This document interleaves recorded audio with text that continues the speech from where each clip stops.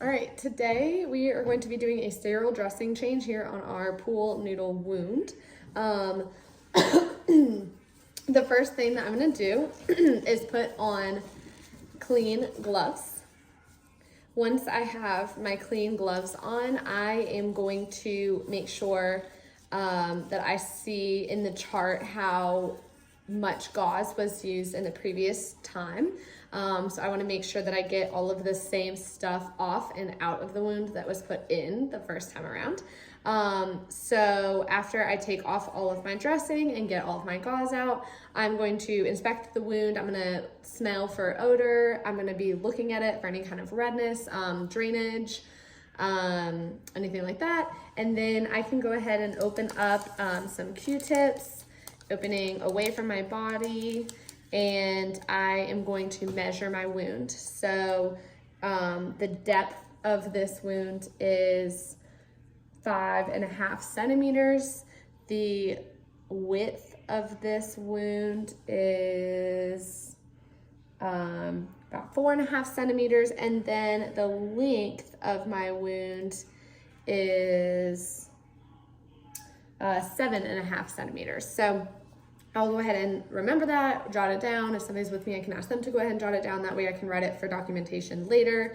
I can go ahead and get rid of this since I've already used it, placed it off to the side or in the trash can. And now I'm ready to go to start getting everything ready for the sterile part of my dressing change. Throw away my old gloves. So I am first going to get everything set up. And so I'm gonna get my drape out. I'm gonna be very careful. Normally I would not be talking over my drape, but for setup purposes, I obviously will be to explain what I'm doing. I would make sure to only touch the outside inch and no farther in, because I don't want to be contaminating my space. Come down here and get this part open. So once that is open and placed next to my wound, that is my sterile field, and I can go ahead and start getting all of my other things out. Sorry, I'm running out of room here. I obviously don't want to be reaching over my space, so I'm just gonna make sure that all my stuff is moved over. All right, so I'm gonna go ahead and open up my gauze and pour those out.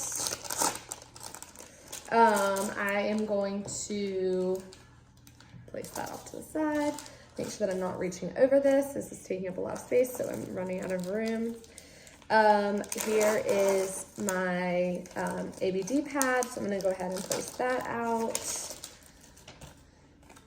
My gauze boat I can open,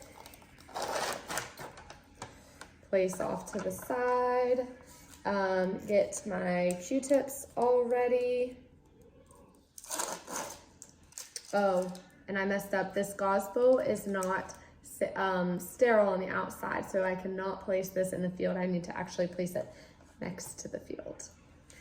And then put out my Q-tips for packing, and then get my tape all ready so that I don't have to be fumbling with it later.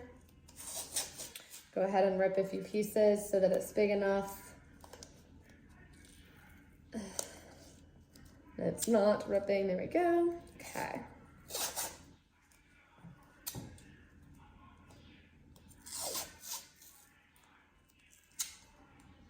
And actually, my wound is smaller than what we practiced on, so I'm gonna go ahead and rip these in half again so that I don't have such large pieces on my wound later. All right, so the next thing that I want to do is go ahead and pour my saline. If this was already open, you just want to dump the first part and then pour some over your gauze. If it hasn't been opened, you want to make sure that, or before, when you make sure that it's already been open, you check the date and the time and make sure that it has been less than 24 hours, in which case you want to dump some. If it is brand new, you need to make sure that you're writing the date and the time on it so that people know for the future.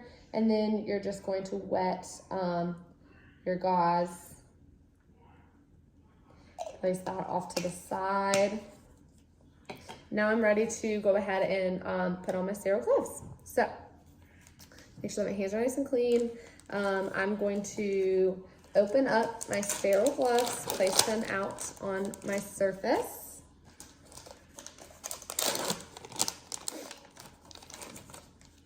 Okay, I'm gonna open these very carefully.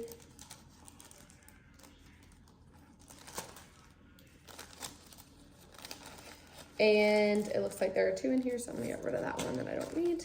All right, once I open this, I wanna go ahead and start with my dominant hand, which is my right hand, and grab my glove, stick my hand in there, find the thumb.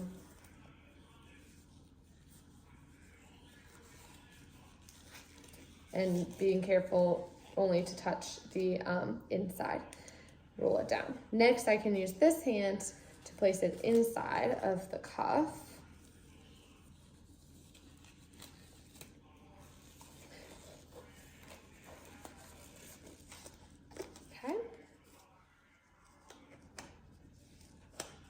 And now I'm just going to go ahead and place that off to the side because it is no longer needed.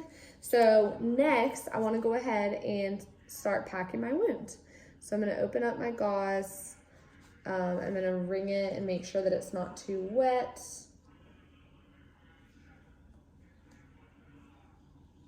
And then I'm just going to open it up.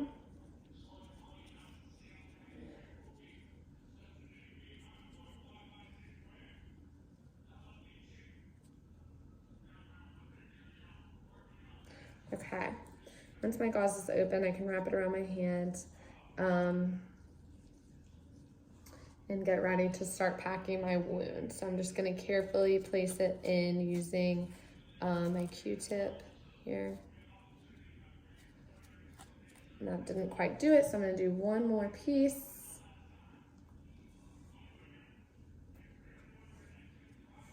Bring it out. Make sure that you can see that okay. Sorry.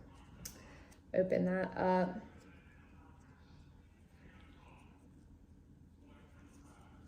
And then I'm going to go ahead and start putting that in very gently. Once that's all into my wound, now I can go ahead and cover it.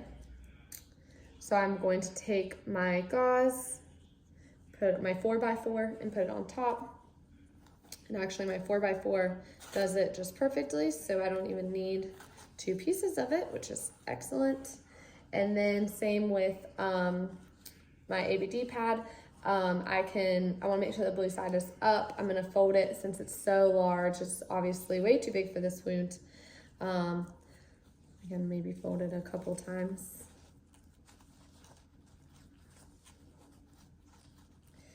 And then I'm going to place that on the wound. It's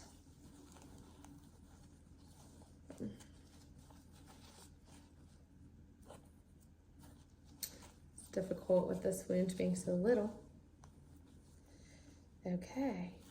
And once that is on, I can go ahead and tape it down.